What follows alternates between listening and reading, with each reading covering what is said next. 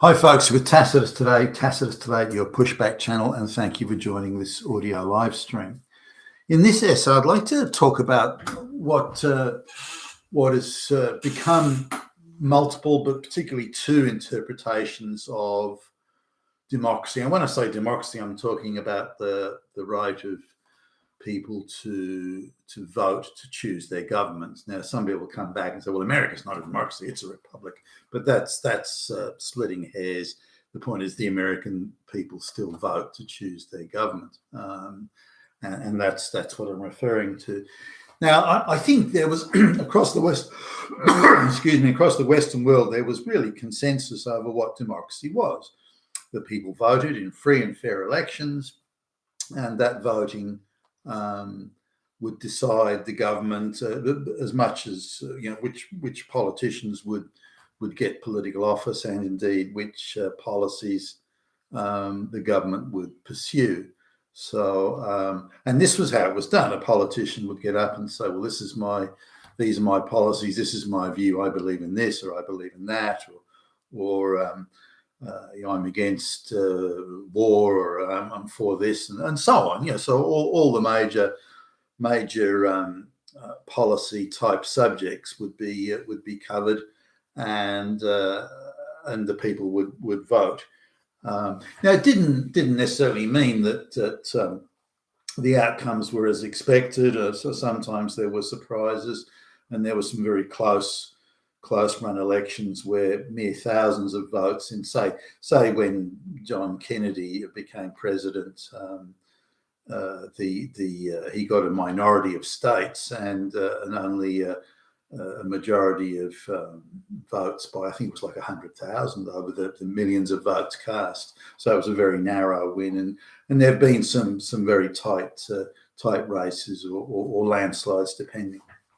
One of Richard Nixon's, I think his re-election was a landslide. Look at Barack Obama's first term. That was quite a big margin of victory there. And but nonetheless, if we look at elections and this free and fair elections, people voting and choosing their government, the public voting, the citizens voting, then I think that the West, or certainly as I recall it and remember it, there was a general consensus. And a consensus in all the major centres, whether it be a university or in a media outlet or a think tank or wherever it was. I think there was a general consensus. That's how things are done. And whilst it's not the most perfect system, as in compared to utopia, it's not the most perfect system, but it's the best we have given all the other available options. Now, some people would always pop up and say, well, what we need is a really bright, really smart dictator who represents the people, doesn't have to go through all this nonsense of debating, just rams through legislation and just makes laws by decree, and there'll be good laws because he's going to be such a bright dude. And there was always those sort of people, but the reality is that those type of dictators, they're very, very rare. Would they even want that sort of job? And once they're in power, are they prepared to relinquish it? And if you look throughout history, you really struggle to find any characters. There's a Draco in ancient Athens and this sort of thing, but there's very few people who, once they have power, are prepared to relinquish it or give it up.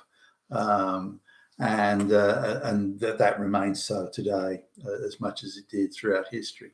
But what's happened today, or certainly since the globalists have become prominent in Western politics, which is really since 1990, there's become a different, it's very much a different view has come up about democracy.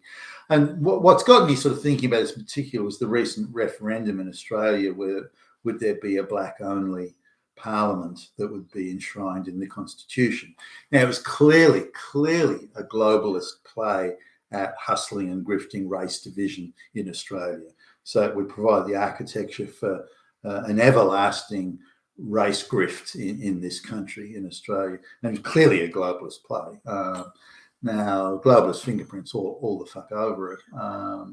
Now, it was defeated quite soundly, and in referendum terms, it was absolutely hammered.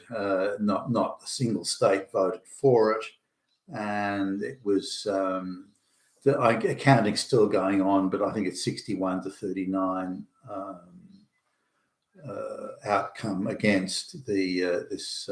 Now there's screams and cries that it's all racist, and it's only all the Nazis voted, and so on, but it's clearly not that.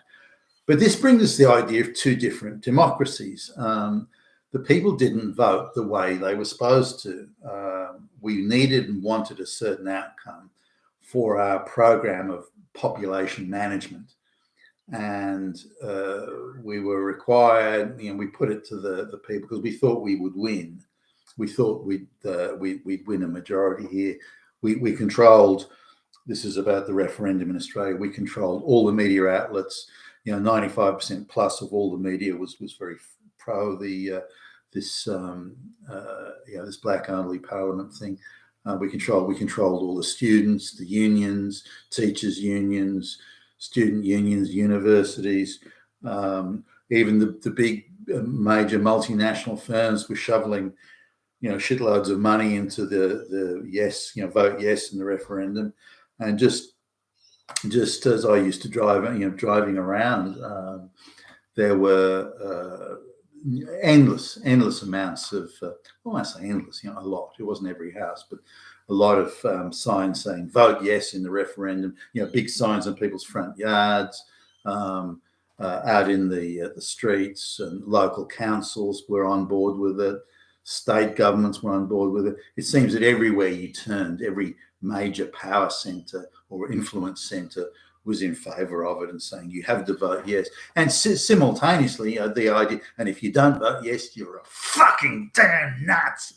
And so, given this cacophony of you got to vote yes, I was thinking, well, gee whiz, it'd be hard for the yes vote to not prevail, given the incredible resources that are being put at the disposal of the yes. Yet, not only did the yes vote fail to get up, it was trounced in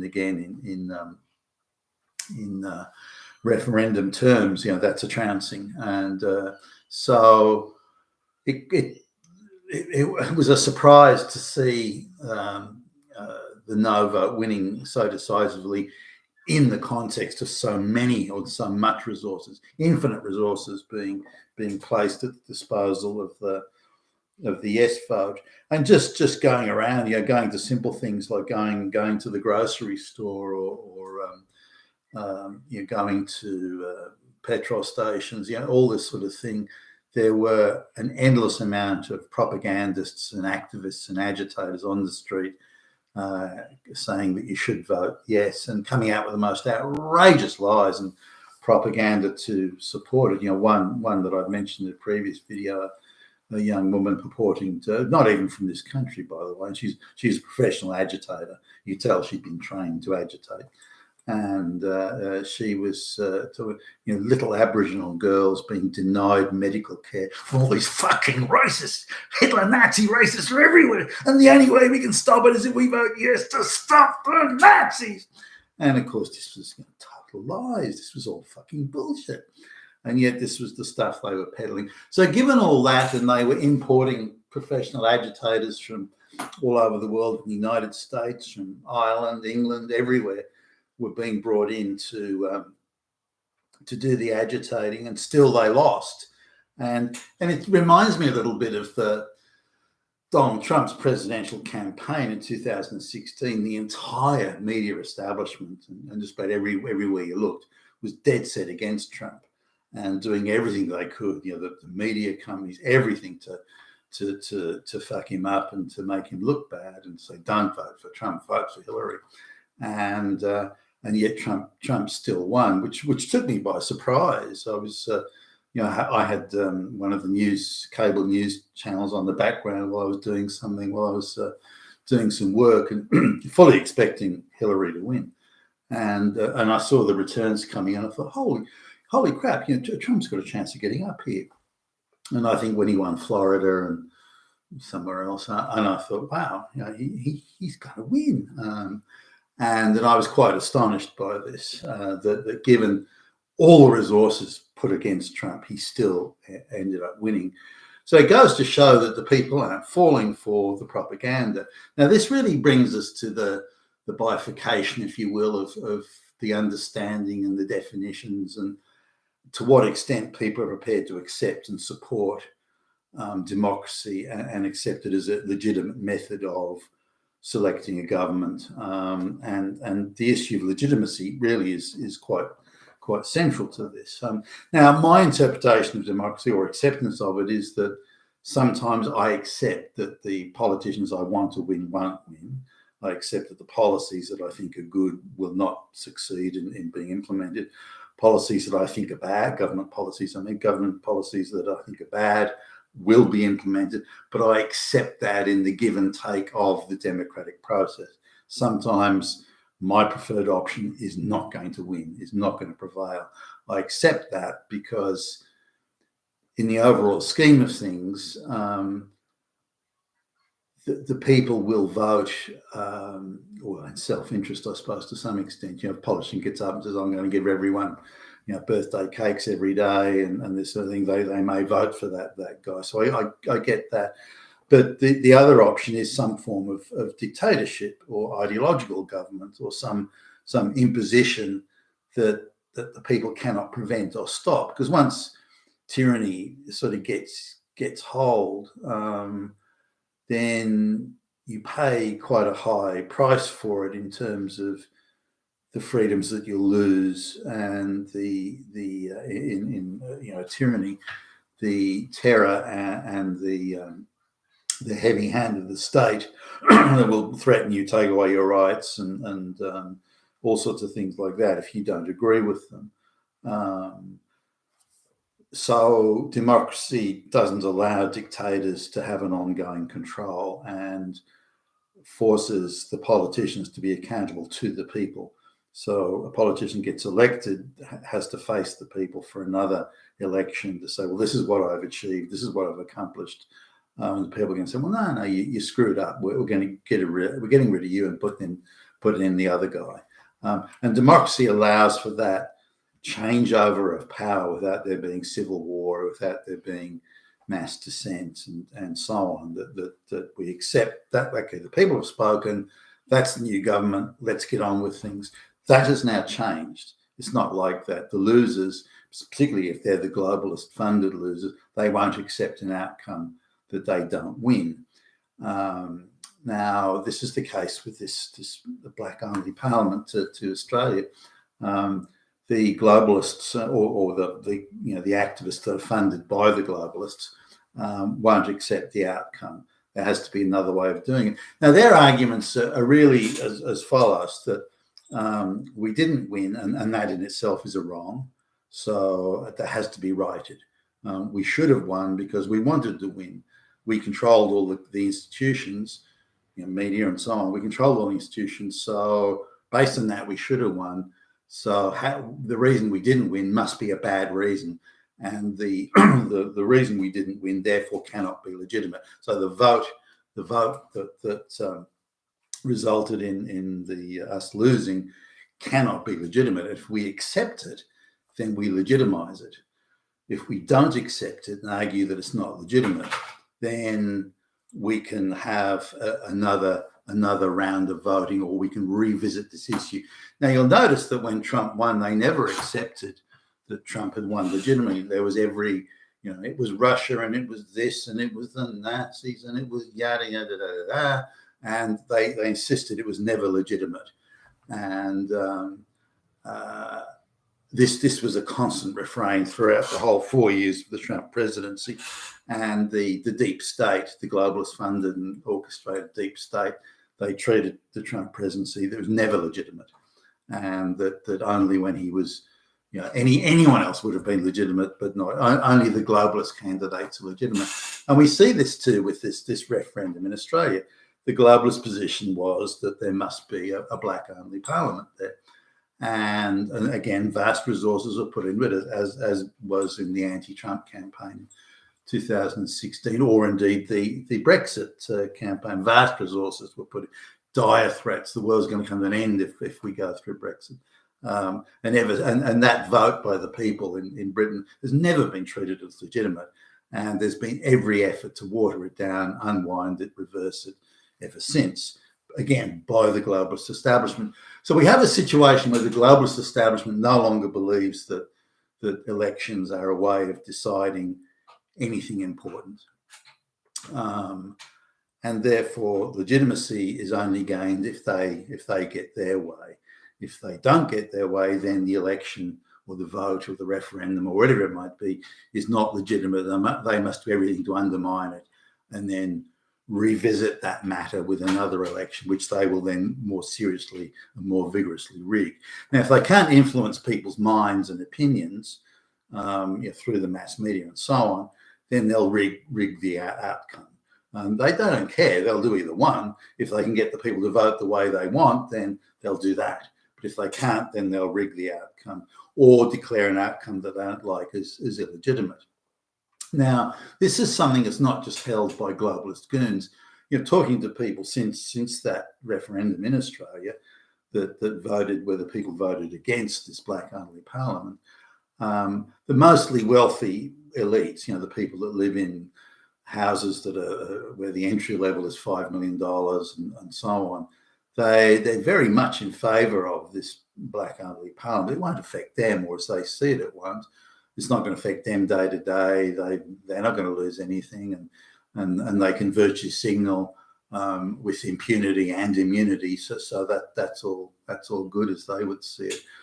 But they also question, and this is I suppose the nub of it, they question the democratic process, that people who don't vote the way they're supposed to are either too stupid to vote, therefore they shouldn't be allowed to vote, or they've been misinformed because there have been other points of view out there that they've subscribed to. So they would say that the 5% of the media that says no to this referendum, so a tiny proportion of the media. I mean, you look at any given night. Say there's in the key time slots. There's 9.6 to 1 ratio of, or it's even more than that in some of the other time slots. So that it's overwhelmingly pro that referendum, saying yes, we must vote in favour of a black-only parliament. It's overwhelmingly that. So there's a tiny proportion of the news media was against it, or argued neutrally. Now, a lot of people who are the wealthier people, or it could be teachers' unions or college kids or something, that are in favour of this or wanted to be in favour of it and would vote for it, did vote for it. Their argument is, well, no alternative voices should be allowed, because any alternative voice must by definition be the voice of Hitler. Therefore, we can legitimately and with justification shut that down, because Hitler should not be allowed to have a voice. Therefore, alternatives, any point of view that's other than our own, is the voice of Hitler. So we can stop it. We should be allowed to stop it. The fact that these alternative views exist at all means that we are accepting Hitler. And that sort of strange twisting of reality to bend it into a shape that they can are comfortable with is quite widespread, and something that surprised me, because you have to sit quietly and listen to this. Because if you even questioned or slightly pushed back, this is like over a coffee or over a lunch or something, then you'll very, very quickly find yourself not on the party list. You're off the invitation list, because you have or might have or are suspected of having an alternative point of view. And this is like the precursor to a secret police and arbitrary arrest in the middle of the night, that you're suspected of maybe having an alternative point of view. And then at 1 o'clock in the morning, there's a knock on the door with the secret police, because you've been informed on the secret police drag you away. So we've got there that no other alternative point of view, only the message, only the narrative can be allowed, so that the voters will only have the narrative to go by, that all the information. So the narrative is the source of truth, the one source of truth. Anything that's not the narrative is Hitler, is Nazi, is lies, is misinformation, and so on. So they're very much of this view.